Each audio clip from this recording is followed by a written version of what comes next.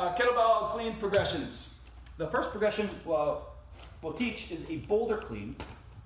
And the boulder clean just means that I am going to catch the bell like a stone.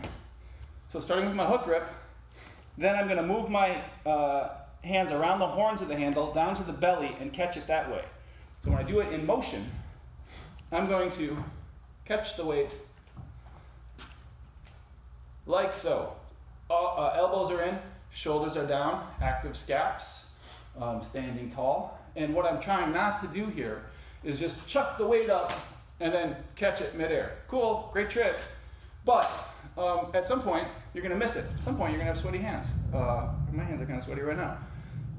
And you're not going to catch it. So just move your hands into place to catch the bell on the boulder hold.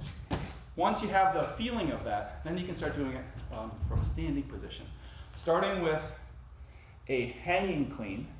So here I'm just going to bend over, the weight's active, so it's not on the ground. And then I'm going to jump it up and catch it. Power comes from lower body. Lower body pushes into the ground. That's what lifts the weight up. My upper body is just here to catch it. I'm not just bending over and then doing this. And then bringing it back down. It's not an upper body lift, it's a whole body lift. And that means that I need to use the body respectively. Power is down here. Control is up here. So, boulder clean. When we start adding, and by the way, you have a hanging version. There's also a dead version of this. So the weight is dead on the ground, so I call them deadlifts. Weight is dead, it's not live.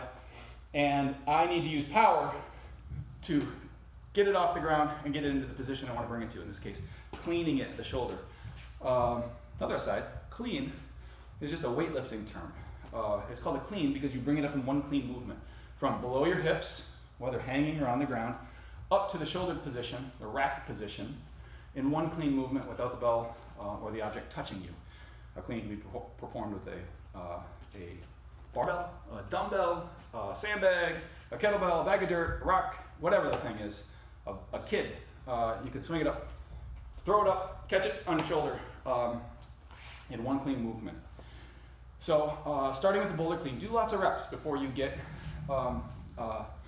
comfortable with that. Treat that as your own exercise. It's actually a great exercise unto itself. It doesn't need, you don't need to rush to the next progression. You can get a lot of value out of just practicing that feeling of catching and throwing the weight this way.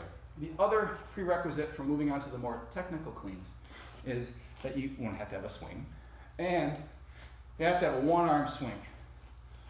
And that one-arm swing also needs to include a scat pull. So I'm pulling with my upper back. After the bell comes through my body, my upper back is rolling my scat down and back to redirect the bell so that it comes up and not out. If I have my upper body is just dead, then the bell is going to fly out away from me because that's the trajectory of the bell.